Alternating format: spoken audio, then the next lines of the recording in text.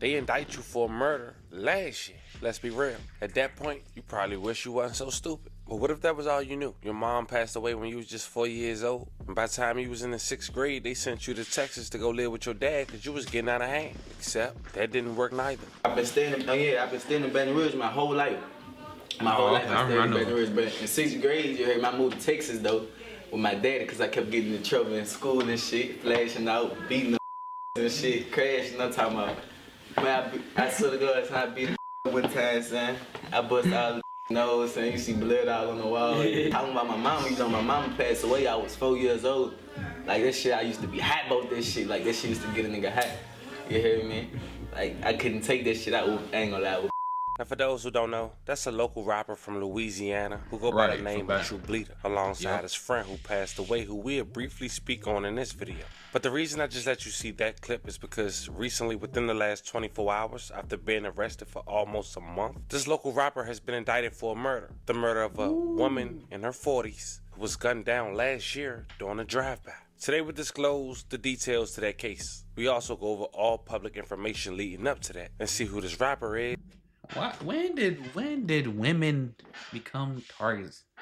When did hitting women become targets? You niggas just be out here just wilding and just shooting. At least back then we had some morals like, hey, women and children is off limits. Now it is anybody go, and it don't make sense. Now I understand, you know, like the shorty was out there hanging and ganging and, you know, call herself a ride or die. She did some weird, some weird stuff. Then okay, then you have to do what you gotta do. But hit innocent women is crazy, bro. Like when did this become a thing, man? Like and his affiliations. But before we go over this one, I want you guys to remember, I don't give you no angle. I just give you the story. So with that being said, make sure you like, comment, and subscribe. We're gonna jump right to it. Now, according to them, the Bleeders / 100K is a rap crew and a neighborhood clique from the north side of Baton Rouge, Louisiana. But according to the police, they a gang that been having issues with different groups in Louisiana. One most noticeable, 4K Trey, an alleged gang that was allegedly associated with NBA Youngboy. Some say the beef with NBA Youngboy has started after his younger brother Beatway, who's another well-known rapper based out of Louisiana, was shot at, leaving his whip being shot up in the process. This incident took place in Glen Oaks, which is also an area that the True Bleeders are known for getting busy at. Okay. Yep. Heard of that, Glen Oaks. He did smack that mug.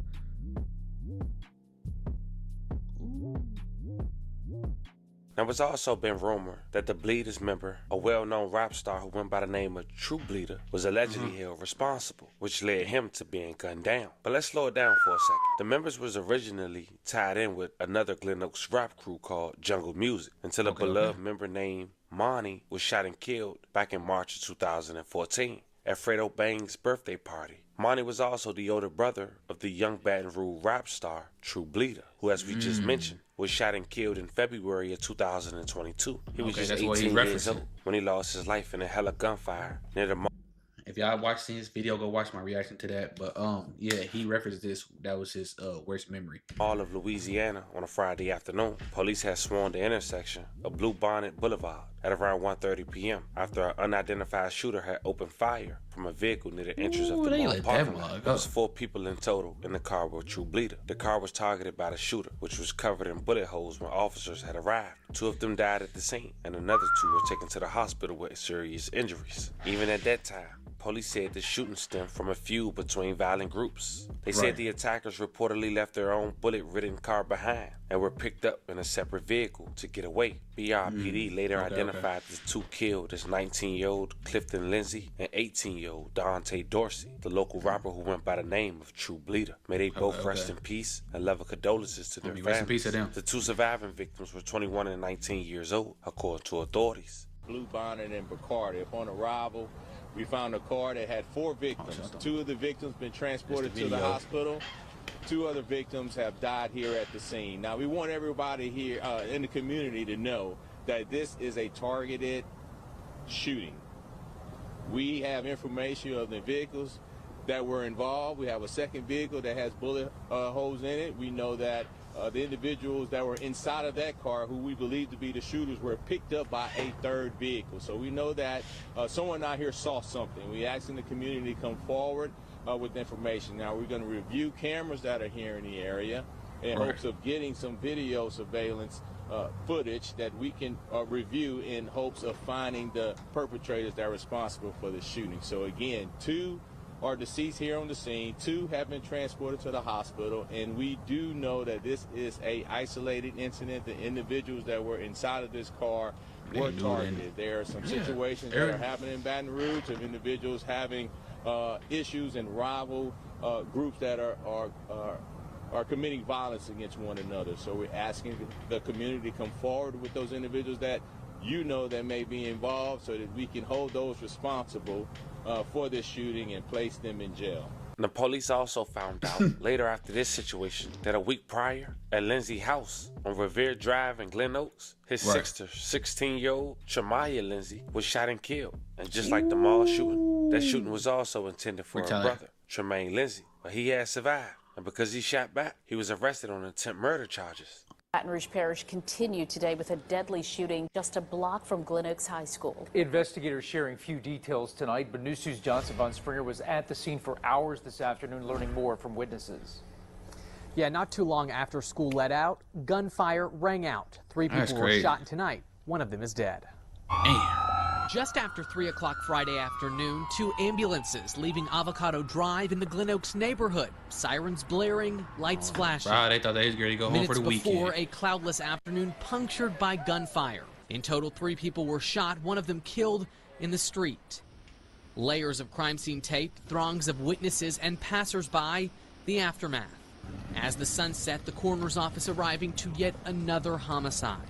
As of Tuesday, 143 homicides had been reported in East Baton Rouge Parish for 2021, a record. This time last year, that figure stood at 113. The driver's side window of this white SUV shot out. Sources telling WBRZ gunfire was exchanged between people in that car and others near a home.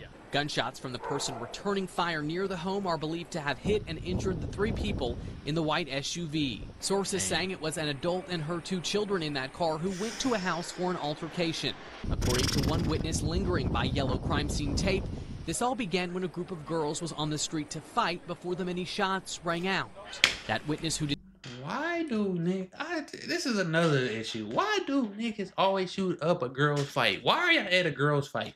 Like, don't get me wrong, we did it too, but like, why it just shooting it up doesn't make sense to me at all. I never understood it. Why niggas shoot up a girl's fight? Like, let them bitches fight. I'm not going to meet up at no girl's fight because we all know what's happened. Niggas gonna go there and shoot it up. For what though? These are bitches fighting. Why are they shooting up a girl's fight, bro? Like, come on, did not want to go on camera saying a male had been shot in the mouth, his mother in the side, and his sister being the latest life lost to gun violence. The identity of that victim has not been released, but tonight the coroner's office telling me it is indeed a female, and the sheriff's office has not provided any details on potential suspects or arrests. And when the 2 surviving victims were taken to the hospital this afternoon, we were told one was in stable condition, the other critical condition. So, based on the True Bleeders beef, people always assume that somebody from the Vultures, CJ, came to mind because of a quote he put on Instagram, and another person named Oaktown J, who repped 4K Trey, who lost his life, was allegedly responsible for the shootings of the True Bleeders during that period in 2022. Nonetheless, during that time, NBA Youngboy was still becoming one of the biggest names in hip-hop. And when it came to the Bleeders, they only hope far as making it to the music business was Real Bleeder. Fast forward to 2025, he started to make more music, more appearances on YouTube. NBA Youngboy just came home from the feds. And he would drop music with one of NBA Youngboy's alleged opposition. Fredo Bang. But just 2 weeks after him and Fredo Bang have released that music video, May 19, 2025, the Monroe, Louisiana Police Department was called to the mall on Millhaven Road after a male subject was seen allegedly flashing a firearm inside the mall. The police didn't have to do much of a job as well, because the video was posted by whoever was with the perpetrator. Authorities identified Bleeder as the male subject and learned that he was involved in an argument with two members of YNN, a street gang in Monroe. After the exchange, the words Catherine and Tyreek Rollins, another member of the Bleeders gang, began to film the two YN members as they walking away from the argument. Oh, bullshit, scary Monroe ass niggas, man. Oh, bullshit ass niggas, man. Tear this bitch up right now. Oh, come on, y'all. Tear this bitch up right now. No, man. And shortly after, True Bleeder and his homeboys would get arrested. But it would go weeks, and True Bleeder didn't get a bond. And this is where things get spooky. As of now, we don't know if the firearm he was caught with allegedly connected to a homicide in 2024, or he was just there and shot the wrong vehicle. But 2 weeks while incarcerated, Dave and Catherine, aka True Bleeder, would get arrested for first-degree murder. The victim was identified as Teresa Carligan, a homicide that took place in 2024. Teresa, who was described by her employer as having no beef with anybody, was waiting at a traffic light at the intersection of Airline Highway and Greenwell Street in September 16th, 2024, when another car had rolled up next to her. An occupant of the vehicle allegedly opened fire on Teresa's car, striking her multiple times and killing her. Her car then rolled into the intersection, crashing into a Sheriff deputy vehicle. The Baton Rouge Police Department announced Tuesday they believed the shooter was the Baton Rouge, Louisiana rapper Real Bleeder. Now, Catherine, aka Real Bleeder, has been charged with first-degree murder, as mentioned, and as of now, he had no bond. And because of this, what police considered the criminal enterprise, primarily based in the Glen Oaks neighborhood, the Bleeders, might be now coming to an end. After the two best friends who grew up together put Bleeders on the map, left one dead, 4 years later, one about to fight for his life. At the moment, to my understanding, there's a bit of a war happening in Baton Rouge. So they can't. Yeah, like, that's what they call it, I guess. But not, there's I guess, two big groups who are very popular in the streets who dislike each other. Yeah. Do you reckon those groups can ever just squash that? Do you reckon that can ever just end? Shit. What did he stop? Yeah, right.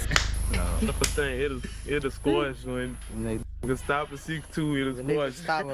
Whenever you can stop with them bitches, it'll squash. And bro, then how's it ever gonna stop if it's like just get back? Y'all know what he said. It'll stop when a nigga can stop a 6'2" bullet. That's what he said. Get back, man. It's forever gonna happen. Stop to the whole last man standing. That's what it is. That's wild, bro. Last man standing. As we head out of here, we do want to say rest in peace to every victim in this story and love condolences to you guys' family. It's an unfortunate situation. We're talking about a woman who lost her life. By the looks of it, had nothing to do with nothing, all from mistaken identity. And if that rapper didn't brandish his firearm inside the mall, he probably wouldn't be arrested for murder right now. Let me know how you guys feel about this one in the comments. Don't forget to like and subscribe. And today, I'll catch you guys on the next one. Man. All because he went at the mall and got into it with some other niggas. He pulled his gun out. And guess what the homie did? Boop! Here you go, officers. He got a gun in his hand. Now he arrested and about to fight first-degree murder. Psst, hey, man. Like I say, y'all, hey, stay out the streets, bro. It ain't worth it no more, bro. You can't do nothing no more. Like, you can't, bro. You could have just kept rapping, bro. Try to build your career.